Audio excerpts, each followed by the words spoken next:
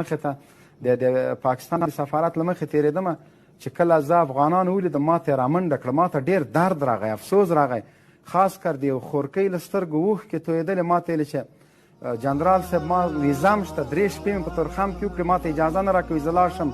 زما د خورکۍ د پښې کینسر د سرطان د هغه شاټونه که ورنه کړي پښه یې قطوي.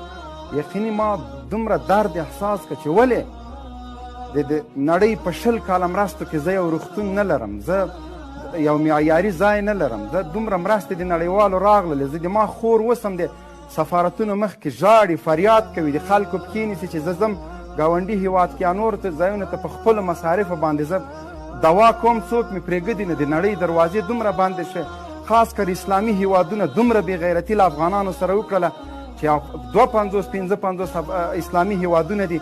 اسرائیل په رسمیت پیژني، د افغانستان مظلوم ملت په رسمیت نه پیژني، د دې هېواد کړېدلی ولس په رسمیت نه پیژني. هغه خویندې چې د مریضیو د دوایانو پارچې ورسره د سفارتونو په مخ کې ولاړ دي، دا مظلوم ملت دوی په رسمیت نه پیژني. تر دې نور لویه بېغیرتي چیرته ده له افغانانو سره؟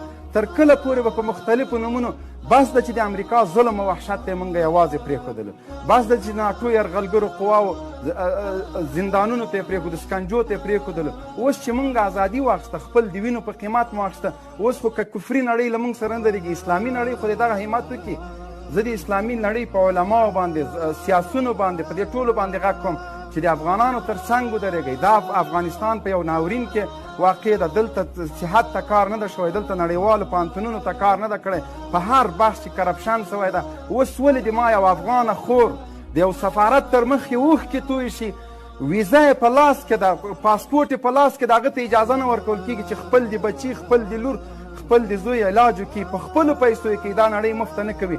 اول خو د نړیوال سازمانونه د صحت سلبستر په افغانستان کې د معیاري روغتونونو دپاره دلته فضا جوړه کړي، دلته د ډاکټرانو ته د موږ افغانان الحمدلله ښه ډاکټران دي، وسایلو کې موږ سره مرسته وکړي تر څو زموږ د مریضانو علاج په همدې هېواد کې وشي.